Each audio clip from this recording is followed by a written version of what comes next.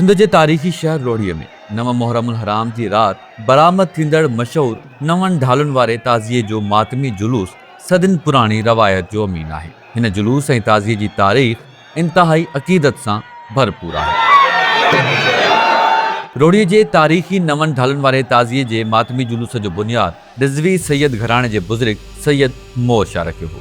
चयो वेंदो आहे त सैयद मोर शाह हर साल पंध करबला वञी हज़रत इमाम हुसैन अलैहिस्सलाम जे रोज़े जी ज़ियारत कंदा हुआ। जॾहिं उमिरि जे आख़िरी हिस्से में सफ़र करणु ॾुखियो थी पियो त हुननि रोहड़ीअ में हिकु ज़ियारत क़ाइमु कराई जेका करबला जी यादि ॾियारे थी। रवायत मूजिबि इराक़ मां 2 बुज़ुर्ग सैयद मोर शाह वटि पहुता ऐं हुननि खेसि ॿुधायो त हू बनी असद कबीले सां तालुक़ रखनि था। हीउ उहो ई कबीलो आहे जिन हज़रत इमाम हुसैन अलैहिस्सलाम ऐं संदसि कुटुंब जी तदफ़ीन कई हुई। हुननि ॿिन्ही बुज़ुर्गनि ॿुधायो त खेनि बिशारत थी आहे, जंहिं बाद इमाम हुसैन अलैहिस्सलाम जे रोज़े जी शबी तामीर कराई वई, जंहिं ते खजनि जे तारियुनि सां गॾु ढालूं, तलवारूं ऐं तीर लॻाया विया। हिन ताज़िये ते 9 ढालूं नसब कयूं वञनि थियूं, जंहिं सबबु उनखे 9 ढालुनि वारो शबी ताज़ियो सॾियो वञे थो। शुरूआती दौर में एतिरियूं ढालूं मौजूदु न हुयूं, तंहिं करे सादात घराणा पंहिंजूं ढालूं ऐं तलवारूं ताज़िये लाइ ॾींदा हुआ। रवायत मूजिबि हिकु ढाल इराक़ मां आयल फ़क़ीर बि खणी आयो हो।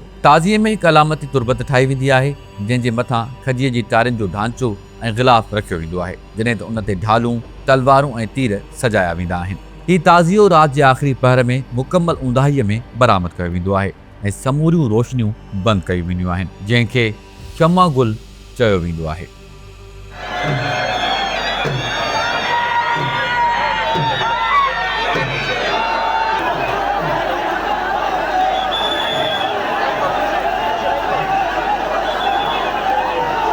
रवायत मूजिबि 9 मुहर्रमुल हराम जी राति हज़रत इमाम हुसैन अलैहिस्सलाम पंहिंजे साथियुनि खे फरमायो हो त सुबुह जो फ़ैसिलाइती जंग थींदी, तंहिं करे जेको वञणु चाहे सो हलियो वञे, पर को बि पंहिंजी जाइ तां न उथियो।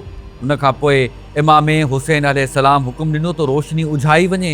मुमकिन आहे त कुझु माण्हू रोशनीअ जे करे संदन साम्हूं वञण में हबक महसूसु कनि। जॾहिं रोशनी उझाई वई, पोइ बि संदन वफ़ादार ऐं जानसार साथी पंहिंजे इमाम जो साथ छॾे न विया। शमा गुल जो मातम उन जी तारीख़ी रवायत जे यादि में कयो वेंदो आहे, छाकाणि त इहो वाक़ियो बि फजर जे वक़्तु पेश आयो हो, तंहिं करे हीउ ताज़ियो पिणु साॻिए वक़्तु बरामद कयो वेंदो आहे।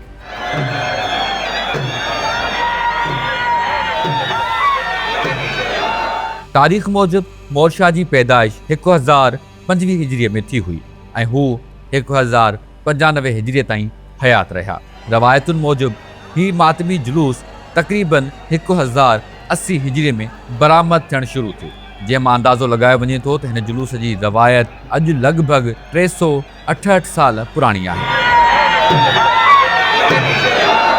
पर कुझु माण्हुनि जो ख़्यालु आहे त हीअ रवायत उन खां बि वधीक पुराणी यानी लॻभॻि 450 साल पुराणी थी सघे थी। रोहड़ीअ जो 9 ढालुनि वारे ताज़िये जो मातमी जुलूस रुॻो हिकु मज़हबी रवायत न, पर तारीख़ ऐं अक़ीदत जी हिकु ज़िंदा अलामत आहे, जंहिंखे हर साल वॾे एहतराम सां मल्हायो वञे थो।